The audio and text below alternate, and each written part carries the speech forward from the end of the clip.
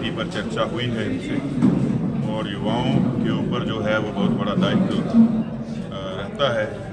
तो मेरा ये मानना है कि जो हमारे मंडल के पदाधिकारी हैं, कार्यकारिणी है, अध्यक्ष हैं, हमारे प्रदेश के युवा मोर्चा के अध्यक्ष भाई तिलक राज जी भी स्वयं यहाँ आए हैं और इनका 2 दिन का प्रवास यहाँ रहेगा।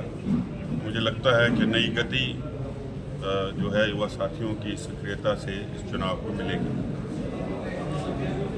मुख्यमंत्री पिछले कल धर्मशाला से वापस हुए हैं और उन्होंने सीधा एक बार फिर से हमला किया है। जब बाकी सवाल पूछा गया, उन्होंने कहा मैं बाकी शब्द नहीं कहूँगा, मैं बिका हुआ शब्द कहूँगा। ये लगातार कहा जा सकता है कि आमने सामने वाली बात आ गई है, आप क्या कहेंगे? देखिए, मुझे उनके ऊपर दया है, और जब व्यक्ति बौखला जाता है तो वो ऐसी भाषा का प्रयोग करता है।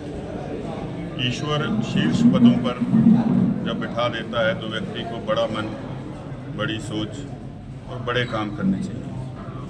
तो वो तो मुख्यमंत्री थे ही, मैं इसलिए कह रहा हूँ क्योंकि अल्पमत में है और 1 सीट कम है बहुमत से, तो जानकारी तो पूरी होनी चाहिए। अब बिके हुए हैं तो आप लोग उसका जो उसके तथ्य हैं वो जनता के सामने रख दीजिए। लेकिन अब बौखलाहट इतनी है कि वो पूरा 1.5 दिन धर्मशाला में व्यतीत उन्होंने किया और माइक्रोस्कोप लगा करके कैंडिडेट ढूंढ रहे थे, जो उनको मिला नहीं है। उनको अपनी बात रखनी चाहिए थी, लेकिन बात मेरी ही कर रहे हैं। तो मेरा सबसे बड़े जो प्रचारक हैं इस चुनाव में वो सुखविंदर सिंह सुक्खू हैं। जैसे राष्ट्रीय स्तर पर राहुल गांधी भारतीय जनता पार्टी के सबसे बड़े प्रचारक हैं, वैसे ही वो हैं प्रचारक। इसलिए मैं कह रहा हूँ क्योंकि ये वो काम करते हैं जिससे कि समाज के अंदर जो है वो विघटन पैदा होता है। सोच इनकी राष्ट्र हित, प्रदेश हित की नहीं है, और उसी वजह से जो है वो आज कांग्रेस पार्टी का पतन पूरे देश के अंदर हो गया, प्रदेश के अंदर हो गया। ये सरकार रहने वाली नहीं है, उनको कुर्सी की ज़्यादा चिंता है, इसलिए वो ऐसे शब्दों का इस्तेमाल करते हैं। केंद्रीय विश्वविद्यालय को लेकर भी उन्होंने कल एक स्थिति स्पष्ट की कि हम दोबारा से जो है इसका वो रीअसेंबल करवा रहे थे, ताकि इसको 30 करोड़ की बजाय जो है 15 करोड़ रुपया देना पड़ेगा। वे तो चाहेंगे देना ही ना पड़े, बने ही नहीं। क्या व्यक्ति है, जितना पैसा कम करते जाएंगे उतना उसका प्रारूप कम होता जाएगा, छोटा होता जाएगा। और ये करेंगे क्या? इनसे तो करवाना ही नहीं है। अब तो भारतीय जनता पार्टी की सरकार आ रही है, वही निर्णय लेगी, और जैसे ही सरकार बदलेगी पूरा पैसा दिया जाएगा। इनसे कौन मांग रहा है? और मांगा भी उससे जाता है जिससे उम्मीद हो।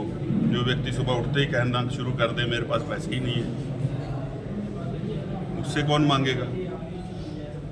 तभी मैंने कहा मुझे इनके ऊपर दया आती है, मेरी सहानुभूति है, और मैं उनके मित्र मंडली से कहूँगा अच्छी जगह ले जाएं, उपचार कराएं।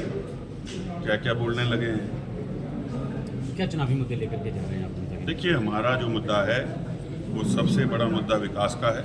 धर्मशाला के अंदर जो विकास कार्य ठप पड़े थे उनको गति देनी है, और सबसे बड़ी बात ये है कि जो कांग्रेस पार्टी की सरकार प्रदेश के अंदर बनी, जिसके लिए हम सब ने उस समय संघर्ष किया, लेकिन जो लोगों के साथ इन्होंने वादे किए थे उसके ऊपर बिल्कुल पीछे बैकफुट पर चले गए और एक तरह से ठगने का काम शुरू कर दिया। जो चुने हुए विधायक हैं वो लोग घुटन महसूस कर रहे थे।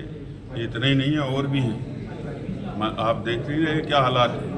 विधायक जो हैं वो बेचारे परेशान घूम रहे हैं, मंत्री रोते रोते जो है वो कैबिनेट की मीटिंग से बाहर निकल रहे हैं। क्या हाल बना दिया है। तो सभी जनता प्रदेश की हंसती है इनकी जो है वो जब स्टेटमेंट आती है उसके ऊपर। सुधीर जी, आपने सबसे पहले जो है धर्मशाला से मुकदमा दर्ज करवाया था मानहानि का, और 5